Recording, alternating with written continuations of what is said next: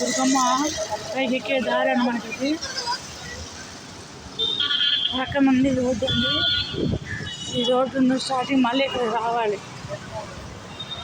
అప్పుడు ఈ కొండ చుట్టూ ఊళ్ళన్నీ తిరిగి రావాలన్నమాట.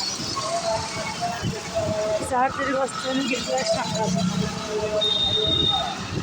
ఇక్కడ చాలా మంది ముందు ఉన్నారు.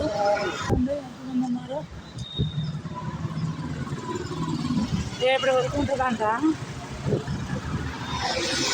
వస్తున్నా జనం బాగా ఉన్నారు ఈరోజు. ఘాట్ రోడ్ చూడండి.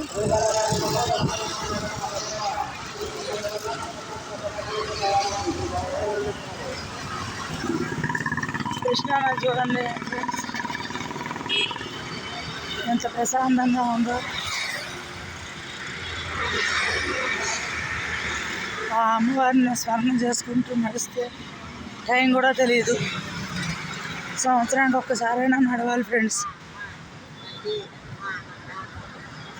మన దగ్గరలో ఉన్న దుర్గమ్మని ఎవరు కూడా పట్టించుకోవట్లేదు. దూరం నుండి ఎక్కడో వస్తున్నారు. వాళ్ళందరూ కూడా చక్కగా వచ్చి ప్రదక్షిణ చేస్తుంటే అంత ఇదిగా ఉంది. కానీ మన ఏరియా చాలా తక్కువ. రావాలి ఫ్రెండ్స్ అందరూ కూడా. గట్టిగా 2 గంటలు పట్టింది ఫ్రెండ్స్. 9:30 మొదలేసాను.